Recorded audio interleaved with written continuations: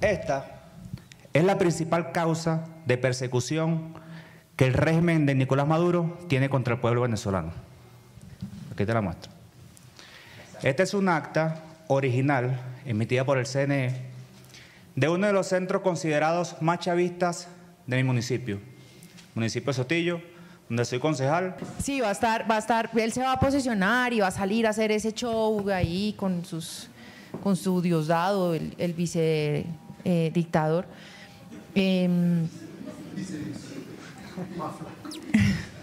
Ese sí no se ha adelgazado. Ahora el problema lo va a tener de las fronteras hacia afuera. Claro, él cuando se posesione va a consolidar la dictadura, yo le digo el Hitler latinoamericano. Yo decía, están pagando la complicidad porque todos se acomodaron al Chávez, al régimen, a lo que les decían, hicieron todo eso y ese es el gran riesgo, ese es el gran riesgo de nuestro país, cuando los medios, cuando los conglomerados se empiezan a acomodar y empiezan a agachar la cabeza frente a un gobierno de turno.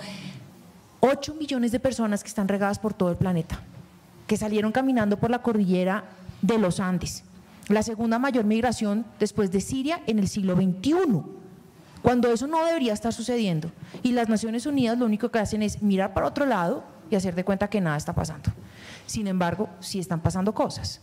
Repito, Parlamento Europeo tiene todo el apoyo, Venezuela cuenta con todo el apoyo del Parlamento Europeo y con un movimiento de millones de ciudadanos que estamos convencidos en las políticas que se fundamentan en los derechos. Alternativa de ser críticos de lo que los líderes progresistas están haciendo y es mirar para otro lado, con la dictadura de Venezuela, no se merecen ningún cargo de liderazgo en su país.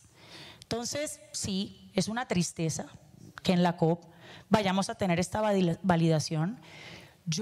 A mí me sorprendió, y se los digo también de verdad, que el gobierno brasileño, Lula, hayan vetado a Venezuela en los BRICS. Ustedes lo vieron, que eso pasó en días pasados. Yo digo, bueno, Brasil está saliendo un poquitico de la timidez. Vetar a Venezuela en los BRICS fue muy importante. Ustedes vieron cómo llegó Maduro creyéndose el emperador desnudo y no lo recibió nadie. Hermosa imagen, una sanción como la que se le tendría que dar en cualquier país.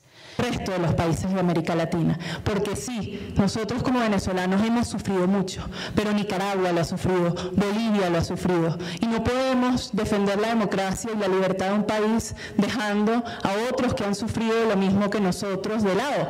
Y por eso nos tenemos que convertir en multiplicadores y en voces de que esos sistemas no se repliquen en América Latina.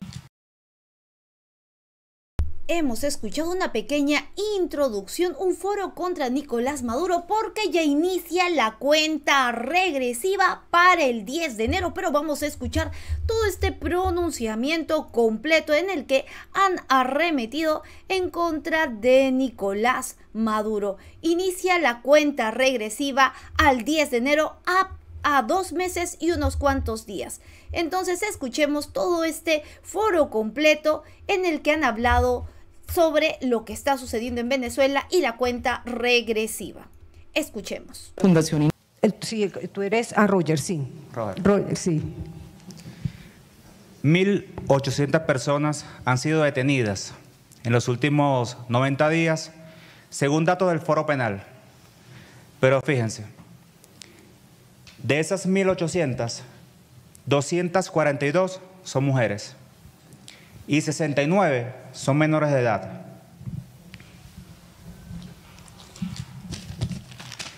Esta es la principal causa de persecución que el régimen de Nicolás Maduro tiene contra el pueblo venezolano. Aquí te la muestro. Esta es un acta original emitida por el CNE de uno de los centros considerados más chavistas de mi municipio de Sotillo, donde soy concejal. Aquí está un colega, Antonio Acosta, que también es concejal y salió perseguido del municipio. Y si el régimen de Nicolás Maduro se sabía perdedor en este proceso electoral, nunca se imaginaron que la derrota iba a ser histórica, pero tampoco se imaginaron que el comando de María Corina Machado iba a tener la valentía y la estrategia de recolectar las actas que probarían el triunfo de Edmundo González. Esto, por supuesto, generó una gran persecución entre los líderes de la oposición y tenemos como saldo que Venezuela es el país del continente americano con más presos políticos, superando incluso la dictadura cubana. Y decir que en Venezuela solamente hay persecución en contra de los dirigentes políticos de la oposición es quedarse cortos o sencillamente mentir, porque fíjense, esta persecución ha escalado desde los niveles nacionales, jefes de partido, como los jefes del partido 20 Venezuela, Voluntad Popular, Acción Democrática, entre otros, pero también fue el nivel regional y el nivel local como alcaldes y concejales, como es mi caso. Pero esta persecución también se extendió hacia dirigentes comunales, dirigentes vecinales, que sin ser militantes de partidos políticos, incluso jóvenes y estudiantes, sencillamente fueron voluntarios de este gran movimiento de cambio que liderizó María Corina Machado.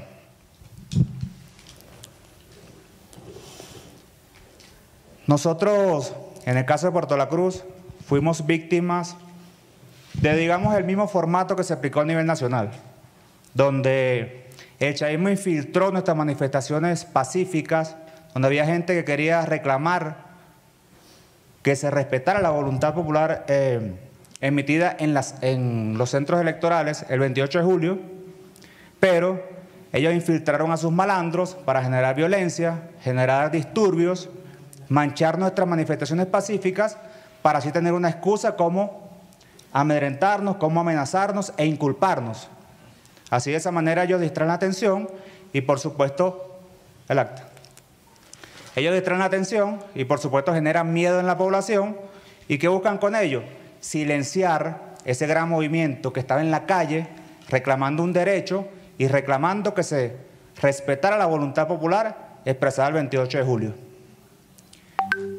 Allí en el estado Anzoátegui llegaron incluso al extremo de encarcelar a fiscales del Ministerio Público por sencillamente no acatar las órdenes de la dictadura de inculpar o acusar a personas, acusarnos a nosotros sin prueba alguna. Fueron encarcelados. Nosotros tenemos un reto. Tenemos un reto de aquí al 10 de enero. Y es que nosotros tenemos un presidente electo y lo vamos a juramentar con el apoyo del pueblo colombiano, con el apoyo del pueblo venezolano y con el apoyo de todos ustedes.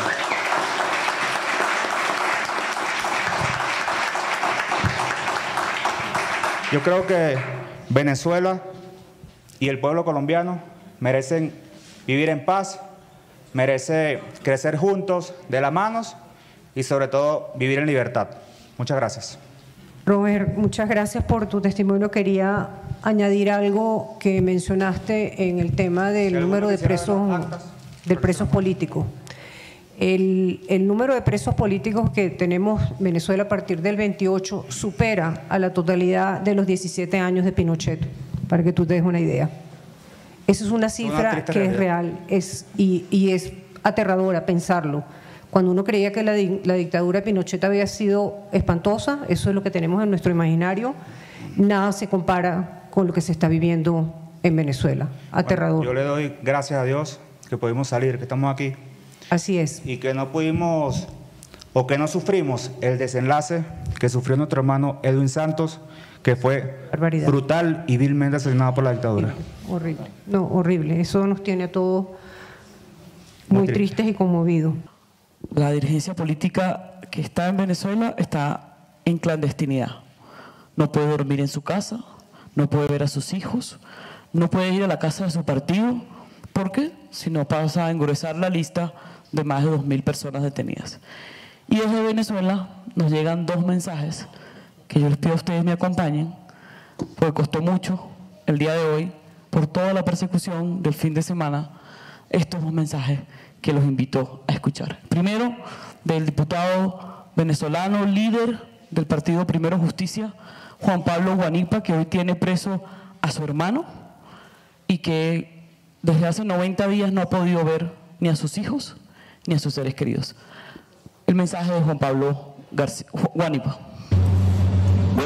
Buenas tardes, les habla Juan Pablo Guanipa, dirigente político venezolano, en situación de resguardo por la persecución a la que nos tiene sometidos el régimen dictatorial de Nicolás Maduro.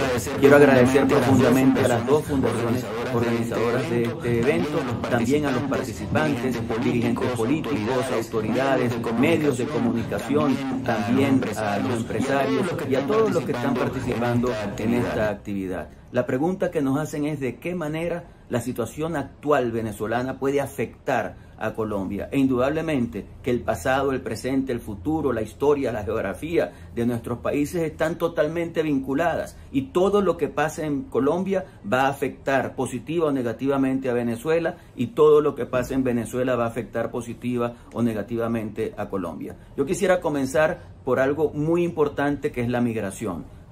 Hace muchos años, yo soy del estado Zulia, región fronteriza con Colombia, nosotros recibimos a mucha gente de Colombia. Es más, se calcula que al Zulia llegaron aproximadamente 1 millón de colombianos. Y esa presencia colombiana en el Zulia indudablemente que significó algo muy positivo para nuestro estado, para su dinamización económica y para su crecimiento. Fue algo importante. Igual que es importante hoy la migración de los venezolanos hacia Colombia, importante en la medida en que acompaña el crecimiento económico de ese país, fundamentalmente porque se abren oportunidades de negocios, se generan empleos y siempre hay algunas externalidades negativas que se afectan y que son una realidad, pero que es importante tener el balance positivo de lo que significa la presencia venezolana en Colombia. También es cierto que la actual situación venezolana, que está asignada por una dictadura, por una desinstitucionalización, afecta las relaciones con Colombia y afecta a Colombia. Afecta el comercio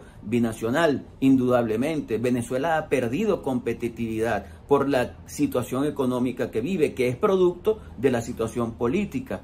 Y obviamente el cierre prolongado de fronteras también termina afectando esa relación comercial. Igualmente el caso de la migración, como lo decía, que puede afectar positivamente al país, pero que también trae algunas externalidades negativas. Yo creo que lo más importante de todo esto es entender que lo que hoy vive Venezuela es sumamente grave, no solamente para Colombia, sino es grave para la región, es grave para el mundo occidental. El hecho de que la alianza de Venezuela sea con Irán, con China, con Rusia y no tenga su alianza natural en el mundo occidental es algo con Rusia y no tenga su alianza natural en el mundo occidental es algo que va a afectar profundamente a Colombia y que va a afectar profundamente a ese mundo occidental. Por eso el riesgo que significa la Venezuela de Maduro para Colombia y para el mundo occidental es un riesgo alto.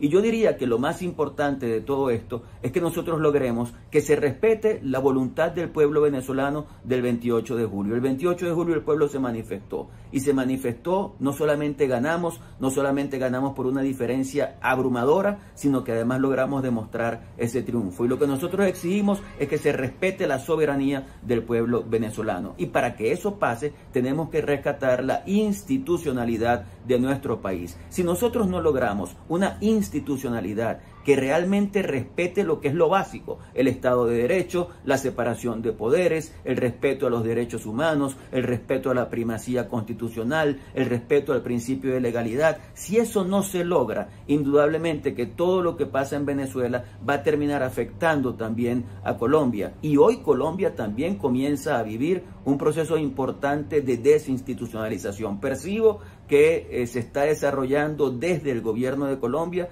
una serie de acciones que pueden afectar la institucionalidad. Así que yo apuesto por el rescate de la institucionalidad, tanto en Venezuela como en Colombia. Si eso lo rescatamos, tendremos reglas de juego. Y si tenemos reglas de juego, cada quien podrá mostrar sus potencialidades, echar hacia adelante, competir sanamente y lograr que nuestros países se desarrollen. Insisto, todo lo que pasa en Venezuela afectará a Colombia. Todo lo que pasa en Colombia afectará a Venezuela. Si algo queremos lograr para nuestros países es que tengamos en ambos países esa institucionalidad que permita que ambos países puedan echar hacia adelante, que podamos ver en qué podemos actuar, de qué manera podemos trabajar para jugar ganar, ganar, para beneficiarnos todos de procesos productivos, de procesos políticos, de procesos de desarrollo, de procesos económicos que permitan que nuestros países sigan adelante y que esa frontera que está allí física vaya cediendo para que entendamos que venezolanos y colombianos somos casi que lo mismo.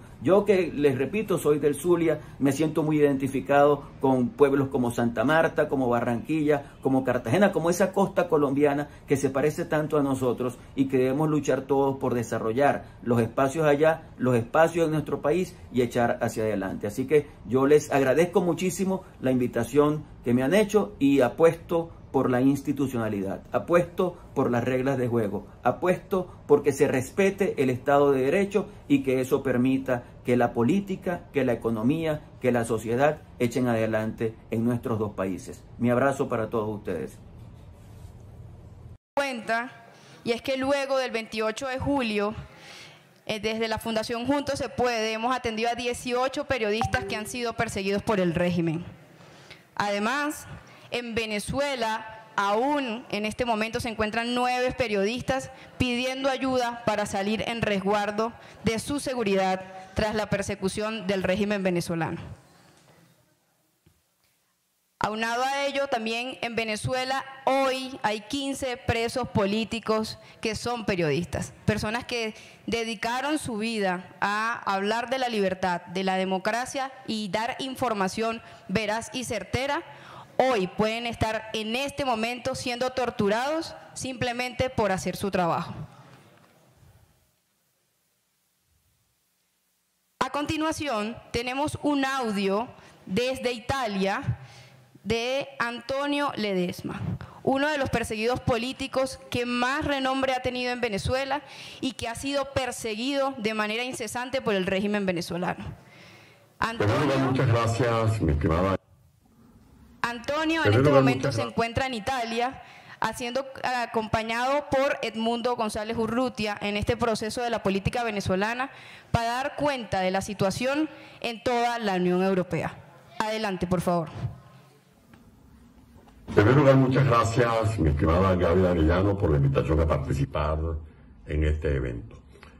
Hoy precisamente se cumplen 3 meses de la épica protagonizada por el pueblo de Venezuela el pasado 28 de julio.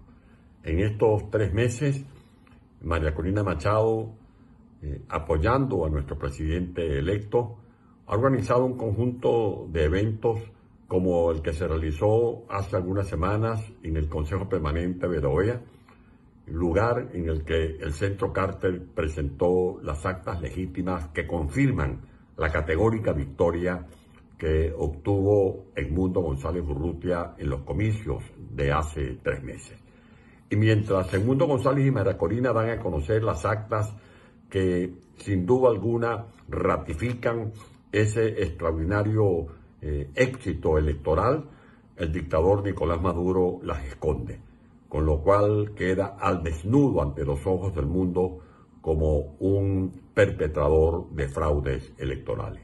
En estos 3 meses, el respaldo a Edmundo González Urrutia como presidente electo y el reconocimiento al liderazgo legítimo de María Corina Machado ha crecido a más del 90% de los ciudadanos que creen en sus propuestas, en sus formulaciones, mientras que el dictador Nicolás Maduro se hunde en el abismo porque el pueblo lo repudia y lo rechaza.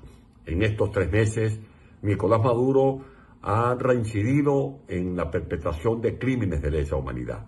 Detiene de manera arbitraria a ciudadanos inocentes, incluido a menores de edad, tortura y asesina a disidentes, como ha ocurrido recientemente con el deplorable crimen cometido contra Elwin Nieto, un líder del Estado Apure. Y mientras Maduro persigue y promueve odios y resentimientos, Edmundo González Urrutia y María Corina Machado ratifican su propuesta de una transición pacífica, ordenada, incluso negociada, con tal de ahorrarle más agravios a este pueblo, más angustias a nuestra comunidad y también al propio continente en el cual nosotros tenemos la responsabilidad de ser garantes de la paz y de la convivencia. Mientras Nicolás Maduro se aferra al poder basado simplemente en la represión, María Corina Machado y Edmundo González Urrutia recorren distintos escenarios del mundo gracias a las redes sociales y gracias a la presencia en Europa de nuestro presidente electo, reiterándole al mundo entero nuestros proyectos de tierra de gracia para recuperar la infraestructura de Venezuela, para abrirle una nueva senda de progreso a la economía venezolana y para propiciar también la reconciliación, el reencuentro de todos los venezolanos a partir de los próximos meses. Mientras a Nicolás Maduro lo repudian, mientras Nicolás Maduro hace el ridículo como ocurrió recientemente en Rusia, mientras Nicolás Maduro se enajena hasta sus propios amigos o compañeros de corriente de la llamada izquierda, como ocurre con el presidente Gabriel Boric de Chile o con el propio presidente Lula de Brasil, Edmundo González y María Corina Machado siguen aglutinando reconocimientos y laureles que no son propios, sino, como lo han dicho ellos, son reconocimientos al heroico y valiente pueblo de Venezuela. En definitiva, yo quiero aprovechar estos segundos para pedirle al pueblo de Colombia que no nos abandone, para pedirle a los senadores, a los diputados que representan la soberanía popular de Colombia, que no olviden a este hermano pueblo venezolano que hoy más que nunca necesita de la comprensión y del abrazo solidario de todas y todos ustedes. Y que el gobierno de Colombia no deje de reconocer la victoria que obtuvimos en buena lid a pesar del ventajismo puesto de manifiesto por el régimen de Nicolás Maduro. Venezuela y hermano, tenemos un mismo libertador, nos alumbra el mismo sol y tenemos por delante el mismo destino. Arriba Colombia, arriba Venezuela.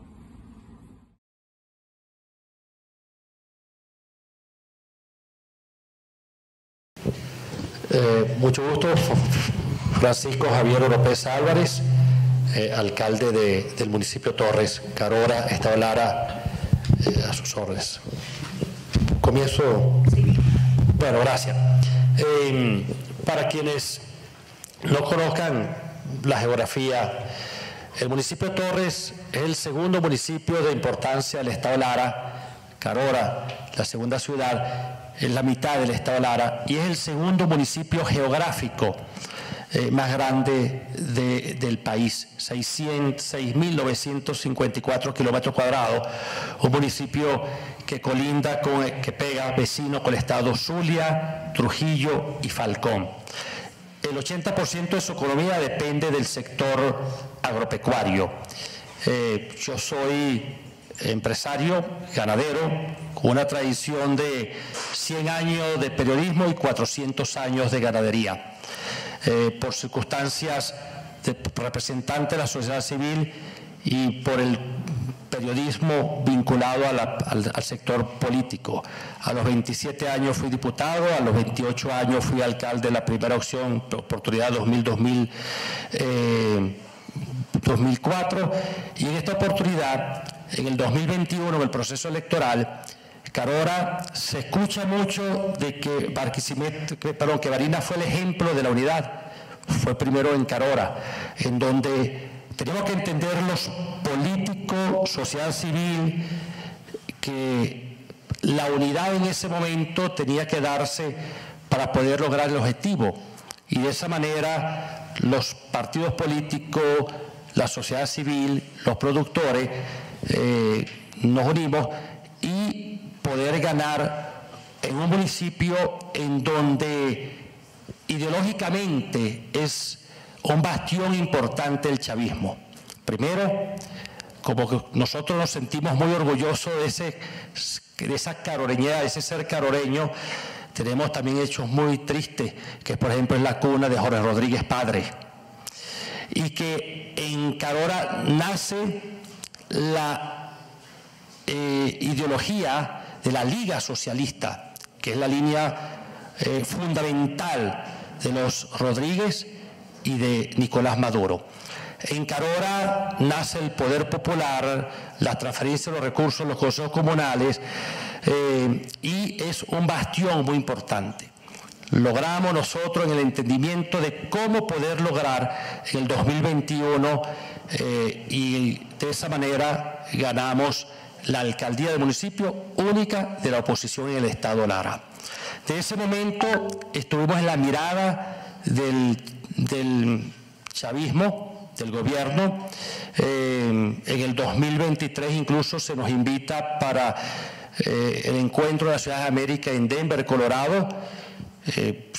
Tuvimos amenaza de que si íbamos a un país enemigo del gobierno venezolano nos declaraban traición a la patria, y a través de ciertas amenazas siempre estábamos señalados. Viene el proceso electoral del 28 de julio, se logra el triunfo incluso en bastiones chavistas, en la cual durante todos los procesos electorales nunca se había ganado, y parte del equipo hicimos un trabajo también que fue en la que nosotros hemos clasificado como alarma, en las cuales muchos de los factores y de los sectores de oposición, cuando se hablan de consejos comunales, sentían así como que si fuera una alergia o algo. Nosotros dijimos, vamos a penetrar en los consejos comunales, vamos a ir hacia la columna vertebral de lo que es la estructura del chavismo, y en eso nos encargamos, y logramos debilitar parte de eso y manifestárselo a los diferentes alcaldes y sectores de la oposición a nivel nacional. Después del proceso electoral, como sabemos, hubo convocatoria el día martes 29, algunos motorizados molestos por el resultado dado por el CNE, en concentración que hizo el PSUV frente a su sede en Carora, hubo unos disparos hacia los motorizados, en la cual hubo un joven herido de nombre Walter Páez, que fue trasladado por los motorizados a un centro de salud, pero esto llevó a enardecer a esto y atacan la sede del PSUV. Ciertamente hubo un enfrentamiento, los organismos de seguridad se acercaron, Guardia Nacional, Policía, de una manera extraña se retiran. Ciertamente la sede del PSUV fue incendiada, estaba una radio Venceremos. Nosotros como autoridad municipal, desde un principio en conversaciones con el prefecto, porque como policía municipal, pero como alcaldía no tenemos policía municipal, los organismos de seguridad dependen del prefecto, que es el comisionado representante del gobernador en el municipio, y siempre estuvimos en comunicación. Reprochamos los actos de violencia, pero luego después de esas acciones, el ministro Freddy Ñáñez de Comunicación dice que al alcalde de Torres debe ser investigado por omisión. Comienza la persecución, se comienza nuestro director de gobierno, que está presente, a señalar también de terroristas. Es decir, si viene el Gaula acá, aquí hay puros terroristas, aquí vemos varios terroristas. ¿Ah? Sí, tenemos que tener cuidado los colombianos, porque aquí están los terroristas mayores de Venezuela. Entonces, al concejal Wilma Montero, y comienza las persecuciones. Está preso uno de nuestro director de gobierno, fue arrestado. Más de 32 partes del equipo se encuentran en Colombia. En otros países la persecución ha sido muy grande. Fue allanada, incautada 2 de mi finca, 2 de los periódicos, mi vivienda, hasta el momento se encuentra incautada. Mis hijas de 12 y 10 años fueron perseguidas durante 7 días, duraron rescatadas por los vecinos que las protegieron. Tuvimos que salir del país. Nombré como alcaldesa encargada a la señora Iraida Timaure, que está acá. Inmediatamente el Tribunal del Contencioso Administrativo anuló el acto del decreto de nombramiento. Su casa también fue allanada, su casa también fue incautada, sus vehículos le quitaron la placa y lo carga los organismos de seguridad. Igualmente la persecución continua por el tiempo, tengo que resumir, de los diferentes trabajadores de la alcaldía, productores, empresarios que lamentablemente también han sido amenazados y extorsionados por parte de los organismos de seguridad. Guerra de Yugoslavia, pero lo que sí es cierto es que las buenas intenciones de la burocracia internacional hoy están completamente desgastadas. Eso es una realidad. Venezuela es la demostración de ello.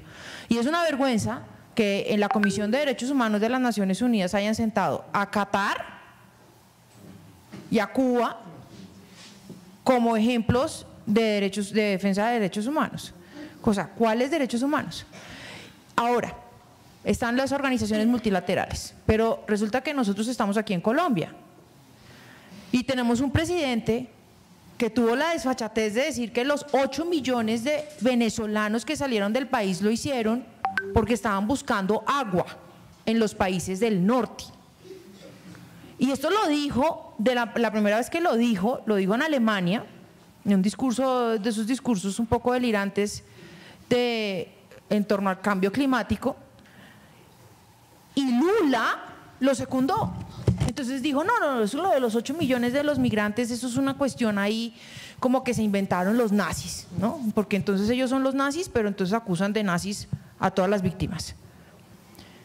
8 millones de personas que están regadas por todo el planeta, que salieron caminando por la cordillera de los Andes, la segunda mayor migración después de Siria en el siglo XXI, cuando eso no debería estar sucediendo. Y las Naciones Unidas lo único que hacen es mirar para otro lado y hacer de cuenta que nada está pasando.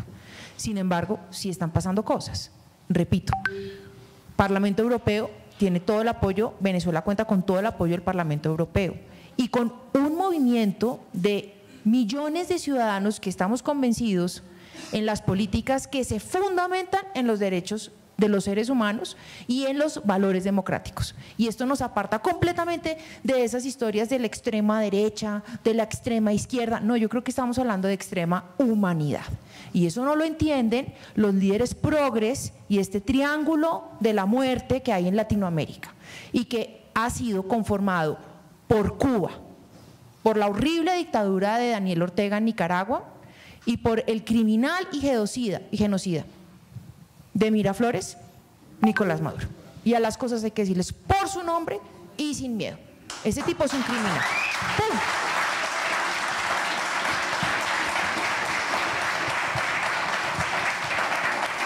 Quiero que hablemos esta tarde también de las limitaciones para hacer cobertura en Venezuela, para acceder a la información.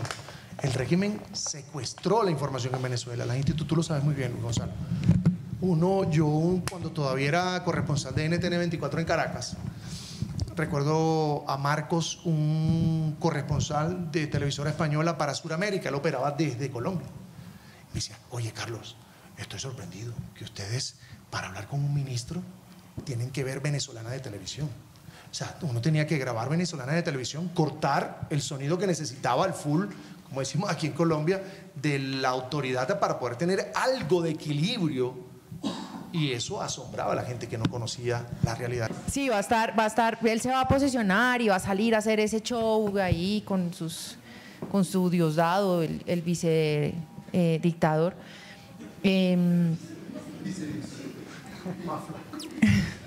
Ese sí no se ha adelgazado. Ahora el problema lo va a tener de las fronteras hacia afuera. Claro, él cuando se posesione va a consolidar la dictadura, yo le digo el Hitler latinoamericano, porque hay que decir las cosas como son. Es decir, cuando tú tienes a 8 millones de personas que salieron huyendo, como ya lo mencionamos, cuando tienes a casi un centenar de adolescentes encarcelados gritándole por las rejas a la mamá y la mamá al otro lado, cuando tienes perseguidos políticos, cuando no hay cifras oficiales. Es que ahora que mencionabas, no hay cifras oficiales. Cuando se llegó en el 2017 a la tasa de inflación del 7.000%, que incluso fue muchísimo mayor, eso fue como la última vez que como que alguien logró medir algo. Entonces, lo que yo creo es que hay que aprender mucho de la habilidad de estos fascistas. El fascismo realmente eso sí existió, pero el fascismo era la manipulación del discurso de odio sistemático. Entonces, ellos acusan de fascistas a todos quienes son sus opositores. Hay que aprender a contrarrestar esa narrativa desde la paciencia, la verdad y lo que enseñó María Corina Machado, la revolución totalmente pacífica. Pero hay también que utilizar todos esos mecanismos que usan ellos en contra de los fascistas. Es decir, la diáspora venezolana tiene que encarar a los políticos en donde se encuentren que no están apoyando la libertad de Venezuela. Y se los tienen que decir en la cara, porque en los lugares es que están por todo el país. La gran marcha, yo no recuerdo cuándo fue, es que la marcha creo que del mes al mes, la que se hizo, la primera, que fue un movimiento impresionante, mundial, conmovedor. Yo creo que a todos se nos han derramado las lágrimas de ver la gran angustia del pueblo venezolano. Yo creo que se va a posesionar, pero también se va a posesionar Edmundo González.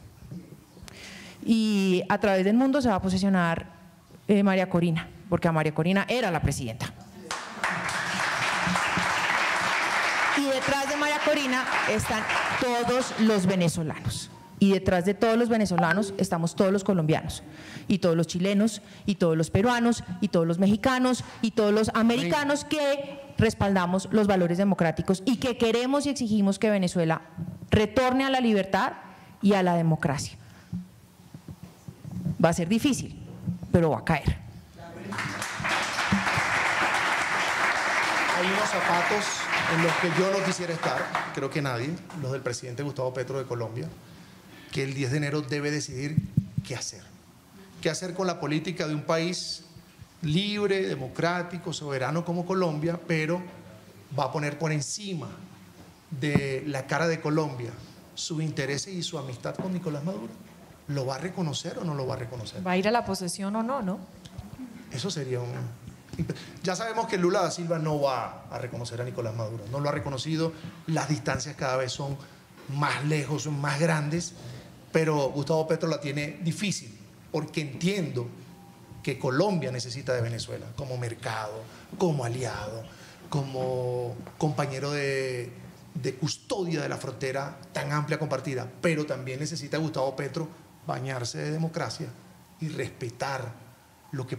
Mi caso personal es el caso de, allá está Jesús, ahí está Luis, hay una gran cantidad de periodistas, Mariam también está acá en Colombia, una gran cantidad de periodistas venezolanos que han tenido que cruzar la frontera porque las amenazas desde el 28 y previo al 28 de julio no han parado. Camionetas sin placa que te interceptaban cuando estabas haciendo tu trabajo, llamadas telefónicas, persecución a través de las redes sociales, el estado de terror al que sometieron a los periodistas venezolanos, que es de dimensiones épicas, tan épicas como la crisis humanitaria venezolana. Llamadas telefónicas de gente a la que le dimos clase en la universidad, que trabajan para alguna institución del Estado y que con dolor te llaman y te dicen: profesor, colega, amigo, sal del país porque está rodando una lista. Y tú eres el 3, el 4, el 5, el 6 o el 1 en el caso de Luis. Así estábamos enumerados los venezolanos. Yo era el número 3. Luis, ¿qué número eras tú? Allá está el 2. Pero yo me rehúso a ser un número. Yo no soy un número. Y por mi familia, porque era un factor de riesgo para ellos, tuve que abandonar Venezuela cuan delincuente. Porque de paso en la frontera entre Barinas y Táchira hubo un proceso turbio por parte de la Guardia Nacional Bolivariana. Tú eres el periodista que me aparece en TikTok. Yo tuve que generar conversaciones con amigos, con familia, sobre compra de corral, coche, cuna, en tiendas de Cúcuta y de Bogotá, para tener una excusa y que no se viera que yo estaba saliendo de mi país porque mi país me estaba dando patadas para salir. En ese momento, dentro de la alcabala, yo niego en todo momento que yo sea el periodista, porque además las organizaciones que ayudan te piden que te vistas de una manera particular, que te cortes el cabello, que uses ropa diferente, que actúes de manera distinta. Pero eso no fue suficiente, porque cuando piden la cédula y me pasan al comando había 3 carpetas: políticos, periodistas y ONGs. Al revisar las carpetas, evidentemente, estaba allí el nombre de un periodista que fue despedido de Globovisión por hacer su trabajo, porque a un ministro le incomodó la pregunta, o porque a varios diputados les incomodaron las preguntas. Ahí estaba la cédula de un periodista que por un acto de rebeldía decidió volver a los medios nacionales, retar al sistema de los medios nacionales, haciendo su trabajo y tratando con el mismo guante a todos los factores políticos del país. Porque si de algo me puedo jactar, afortunadamente, es que jamás traté con guante de seda a uno vestido de azul y con guante de hierro a uno vestido de rojo. A mí no se me puede señalar de incumplir mi código de ética. Y sin embargo, es que no se trata de hacer el trabajo bien o no hacerlo. Es que se trata de que el que hace el trabajo bien es una amenaza para el régimen de Nicolás Maduro. Esa es una realidad. El profesional es una amenaza. Salim, realmente me conmueve mucho tu historia y es muy inspiradora, en el sentido, cuando uno tiene convicciones como las que tú tienes, las defiende, así sea lo que sea, frente inclusive a una humillación tan grande. En este momento estás en Bogotá, ¿tu familia está acá? No. En este momento estoy en Bogotá. Yo no pude salir con mi esposa porque mi esposa está embarazada, tenemos un hijo de 1 año, ella tenía 6 meses de embarazo, yo no podía montarla en un carro a rodar 16 horas hasta la frontera. El día de hoy se cumplen 90 días de una elección que ganamos, y yo soy testigo fiel de que ganamos, porque es que más allá de ser periodista, yo también soy ciudadano, y yo también voté. Y votar no es violar mi código de ética y decir que ganamos tampoco. Más bien es ser fiel a mi código de ética. Y yo estoy diciendo la verdad. Ganamos. Y pongo a disposición todo para cobrar esa ganancia. Ahora, salí sin mi familia. Estoy en Bogotá, salí sin mi familia. Se cumplen hoy 90 días de una elección y en 2 días yo cumplo 90 días sin darle un abrazo, un verso. Sea un escenario en donde, ojo, los gobiernos de América Latina, no solamente el de Colombia, los gobiernos de América Latina que están haciendo presencia allí, no aprovechen para mandar el mensaje correcto que le tienen que mandar al mundo. Y es que aquí la dictadura venezolana no es bienvenida. Yo entiendo, y se los digo de verdad, yo entiendo que el gobierno, sea el de Petro o cualquier otro, no pueda romper de tajo las relaciones con Venezuela. Eso es verdad, porque ahí los que pagan el plato son los ciudadanos de cada país que tienen relaciones comerciales y que tienen relaciones de diversa índole. Pero eso no quiere decir que los tengamos que recibir acá en nuestros eventos diplomáticos y que les tengamos que hacer venia y recibirlos, ¿no? Como si fueran el sistema democrático que se pueda comparar con el resto de países de América Latina. Yo lamento mucho algo del continente, y es que nuestro continente no ha entendido que la peor tragedia política de este siglo es la dictadura de Venezuela. Hablan de Pinochet en su momento, hablan de Fujimori en su momento, hablan de Argentina en su momento, Pero es como si a los líderes progresistas de América Latina les diera pena condenar a la narcodictadura, porque entonces dicen ellos en su lógica, es que no les podemos hacer el juego a la derecha. Y digo yo, vean, yo soy una mujer progresista y ustedes me van a decir a mí que yo no voy a denunciar las gravísimas violaciones a los derechos humanos, que yo no voy a denunciar que están ejecutando jóvenes allá, que yo no voy a denunciar las desapariciones extrajudiciales, que yo no voy a denunciar que a personas en situación de discapacidad las están ultimando con un tiro de gracia, que yo no voy a denunciar que a los niños los están encarcelando dizque por terrorismo, porque yo no le puedo hacer el juego de derecha de malas. Me da mucha pena.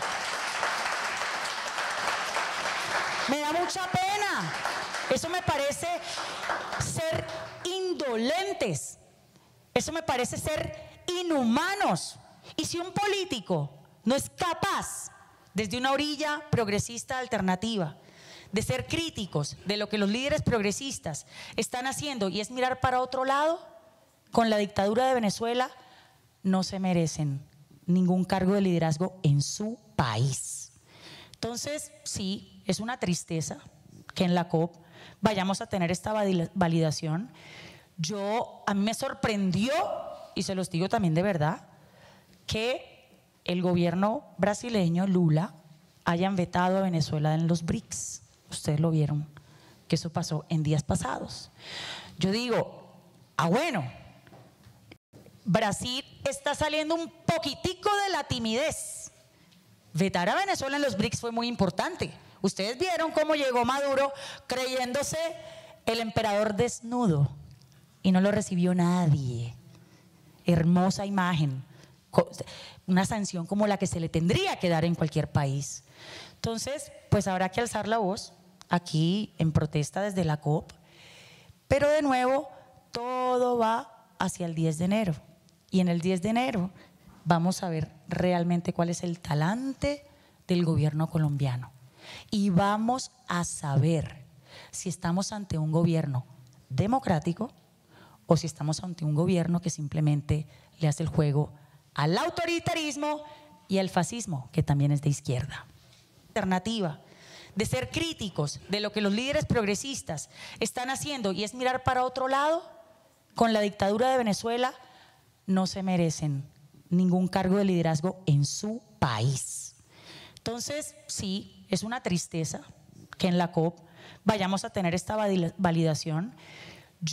A mí me sorprendió, y se los digo también de verdad, que el gobierno brasileño, Lula, hayan vetado a Venezuela en los BRICS. Ustedes lo vieron, que eso pasó en días pasados. Yo digo, bueno, Brasil está saliendo un poquitico de la timidez. Vetar a Venezuela en los BRICS fue muy importante. Ustedes vieron cómo llegó Maduro creyéndose el emperador desnudo y no lo recibió nadie. Hermosa imagen, una sanción como la que se le tendría que dar en cualquier país. Entonces, pues habrá que alzar la voz aquí en protesta. Tras las controvertidas elecciones presidenciales en Venezuela, la Fundación Juntos se Puede y la Fundación Innovación para el Desarrollo organizaron el foro en el World Trade Center de Bogotá. Este evento se enfocó en visualizar la persecución política y la crisis humanitaria que afecta a millones de venezolanos, reuniendo testimonios desgarradores de perseguidos políticos, líderes y periodistas que demandaron una respuesta urgente de la comunidad internacional. El primer panel fue moderado por Gabriela Fiebres Cordero y se escucharon testimonios de perseguidos políticos venezolanos que relataron sus experiencias de hostigamiento. Francisco Oropesa, alcalde de Torres en el estado de Lara, narró cómo su familia fue atacada. Halim Nay, periodista exiliado, describió la dura realidad de vivir lejos de sus seres queridos, liderado por el periodista Carlos Eduardo Rodríguez, reunió periodistas colombianos que cubren la crisis venezolana. Andrea Nieto criticó la falta de entendimiento sobre la magnitud de la situación por parte de la administración colombiana. Este foro incluyó mensajes de figuras claves como Antonio Ledesma, Juan Pablo Guanipa, María Corina Machado, quien agradeció el apoyo de la diáspora venezolana. Hemos hecho de Venezuela una causa global gracias a ustedes. El foro fue un espacio esencial para recordar el sufrimiento del pueblo venezolano y hacer un llamado a la acción de la comunidad a la comunidad internacional.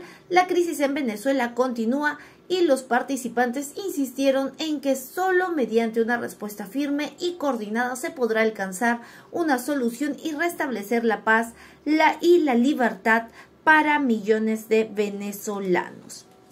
Muy bien, déjenme saber en la cajita de comentarios qué les pareció este foro.